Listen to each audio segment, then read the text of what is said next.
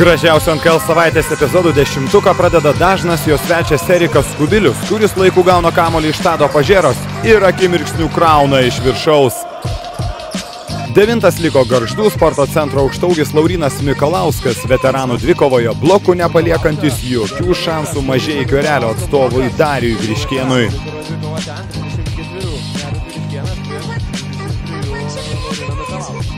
8. vietoje sutinkame Šilutės komandos puolėją Evaldą Džiaugį, kuris priartėjęs prie krepšio taškų susitikrina dėjimu iš viršaus.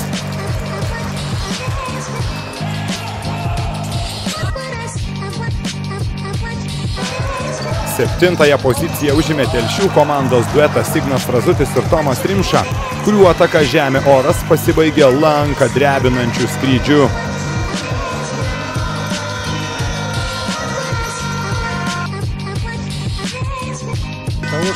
Šeštoje vietoje esantis Deividas Keburys pats perėmė kamuolį, o greitoje atakoje sulaukė pakabinto kamuolio ir jį pristatė į Kauno KTU ginamą krepšį. Aš pagalvojau, ką Liudas daro, kokį čia metimą jisai dabar meta į krepšį, o jis pasirodė pakabina. 5. pradeda puikiai kamuoliu besidalijantis Molėtų Ežeriūno krepšininkai, o komandos darbą vainikuoja galingą dėjimą atliekantis Ignas Lukošius. Puikiai suvaikščiojo kamuolys šioje atakoje Molėtų Ežeriūno ekipos. 4. liko Telšių klubo Energijos užtaisas Deividas Rasys ir jo stiprus dėjimų pasibaigęs prasiveržimas akistatoje su Vilniaus Perlu. 3. pozicijoje randame įspūdingą Gargždų sporto centro jaunąjį gynėją Tadą Pošką, kuris negailestingai nugesina kur kas labiau patyrusi Haroldą Sabrykiną.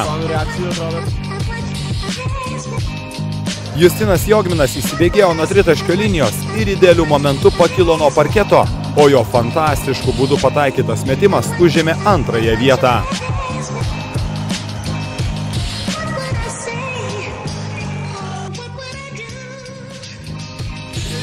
Patį gražiausią savaitės epizodą sukūrė Šilutės legionierius Byronas Sanfordas. Jis savo klaidinančiais judesiais laužo oponento Luko Kreišmonto kelius, o skausmingas varžovų ir džiugus amerikiečių momentas neturėjo lygių top 10-uke.